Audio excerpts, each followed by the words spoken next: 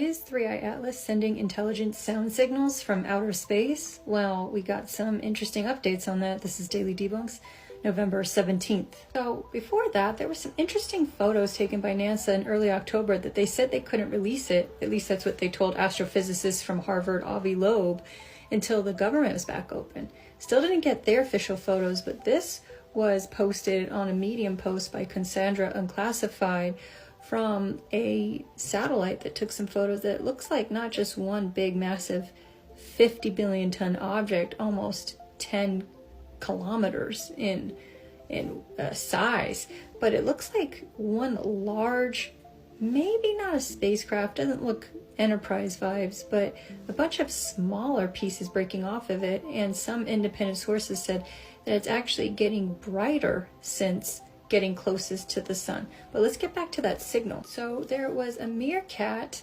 radio telescope that observed absorption lines at 1.665 gigahertz and 1.667 gigahertz. Now these match ground state transitions in OH molecules, which are produced when water, H2O, ice sublimates and is broken apart by sunlight. Typical comet behavior. But then there's lines that had Doppler velocity shifts around 16.6 kilometers a second, quite narrow and consistent with thermal broadening. But what's interesting about this is that others observed its arrival direction, however, some observed is within 9 degrees of the 1977 WOW signal direction. And the frequencies detected were 1.6, 1.667, are not that far away from the 1.6 frequencies that have been recorded with anomalies flying over Skinwalker Ranch. Check this out from Paranormal Directive 13. Weirdly close to the frequencies that keep popping up at Skinwalker Ranch, which are usually right at 1.6 gigahertz. Those are the ones that show up on their spectrum analyzers every time something unexplainable happens in the sky. Also, the rogue object that we had before, V1 Borisov is what they were calling it, that has now disappeared.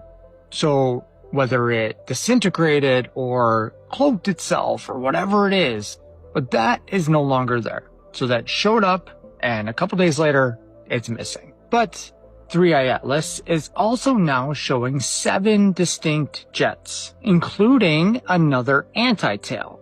And again, it's not an optical illusion anti-tail. These are a real anti-tail pointing towards the sun. Usually with comets, and we've seen anti-tails, they're optical illusions based on the angles. Do you think these are anti-tails of unidentified anomalous activity? Let you decide.